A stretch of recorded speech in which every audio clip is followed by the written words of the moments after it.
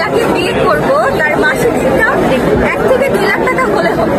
যদি একটু কম হয়েছে, আমাকে যে বিয়ে করবে তার মাসিক ইনকাম থাকতে হবে নরমালি 5 থেকে 7 লাখ টাকা।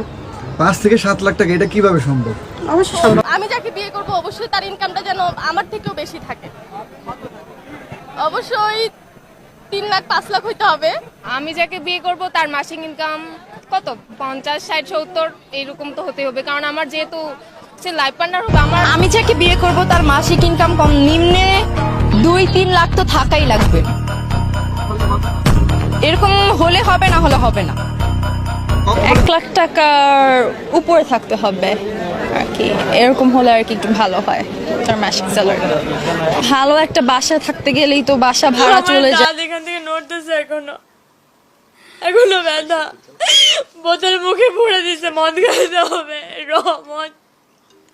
আমার নাক সম্মানই দেওয়া লাগে। আমি একটা আর্টিস্ট ভাই, নাও যে সে আর্টিস্ট না, ইগলের আর্টিস্ট ছিলাম, এখন ভালো কোয়ালিটির কাজ করতেছি। সম্মানই যদি আমাকে না দেয় তাহলে কি আমার কোনো ভ্যালু নাই? আমি কি রাস্তার মেয়ে? 20,000 25,000 এরকম হলে আর কি একটা সংসার। এক পাশে টাকা 10 লক্ষ টাকা এবং আরেক পাশে বয়ফ্রেন্ড রাখা হয়, আপনি কোনটাকে বেছে নেবেন? টাকাকে আচ্ছা, টাকাকেই কেন?